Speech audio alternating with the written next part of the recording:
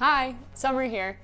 I'm going to talk about recovery tools. Now, we know that there's a lot of emphasis on recovery in training, especially for triathlon, but we also know that there's a lot of expensive, maybe gimmicky recovery tools that are out there. So what I'm going to do is go through the top 5 different recovery tools that we have in our household and kind of explain why I use them, what I use them for, and then rank them from least used to most used.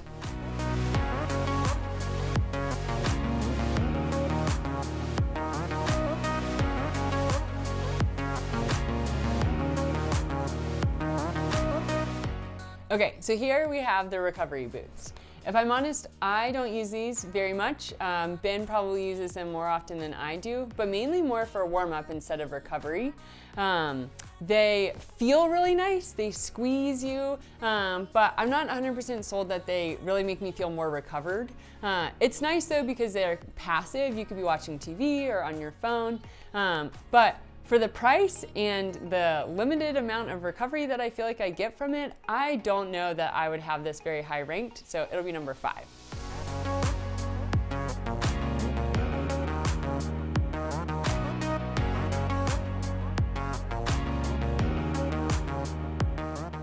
Okay, next up we have our off-brand Theragun. This little baby was used a lot when I had my hamstring injury. I'd say that I use it less frequently now that my hamstring is healthy. But I like this because it really does feel like it can help loosen up your muscles, especially the big muscles. This one is a little bit quieter than the Theragun actual brand, but it still has a lot of power. It's got 5 different levels. So I like to use it mostly on my quads and my hamstrings. I would say that I do try to avoid using it like anywhere near a tendon or a ligament. That's just because I like to be extra cautious. But because I'd say I use this every now and then, I'd probably rank it as number 4.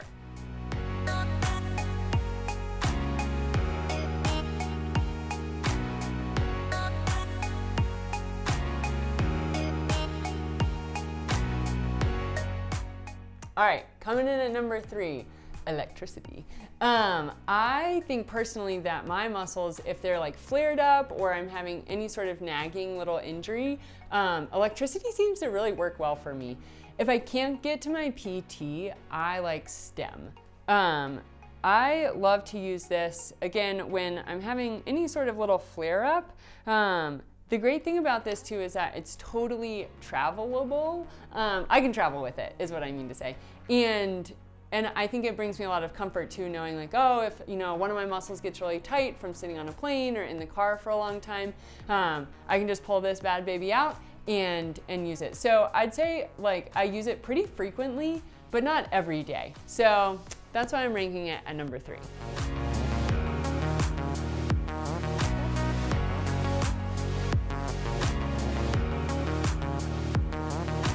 All right, coming in hot for number 2, we've got the bad boy foam roller. I use this every day almost. I'd say like 6 out of 7 days I foam roll. And it just like I can get my hamstrings, you can get your quads. I really love to roll my upper back. I think with all the swimming that we do, your upper back can get pretty tight and you want good thoracic mobility. So I love to, oh yeah, that feels so good.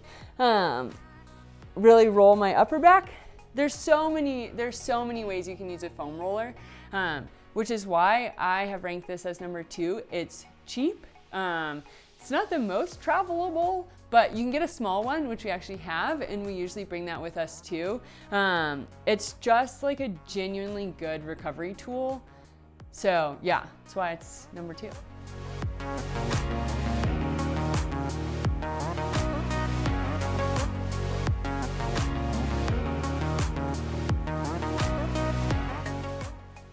Okay, last but not least, my favorite recovery tool is this yoga mat.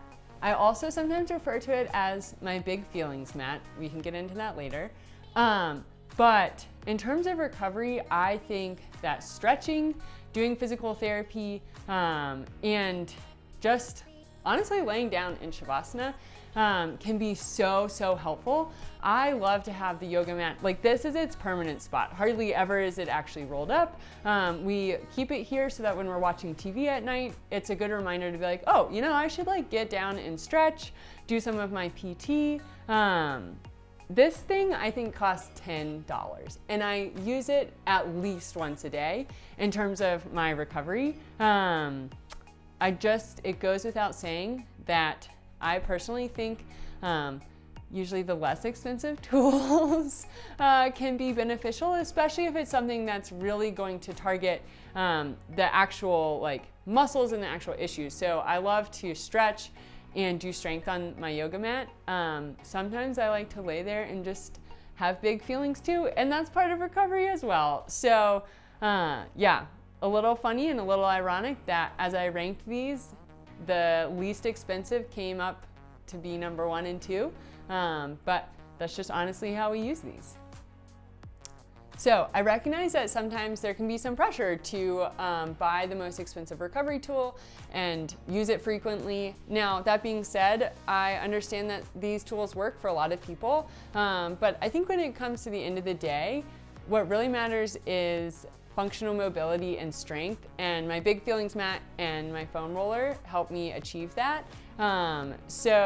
But I'm always so curious on what other people have found to be helpful for them. So you can always give us a follow on Instagram, send us a message, and thanks for joining.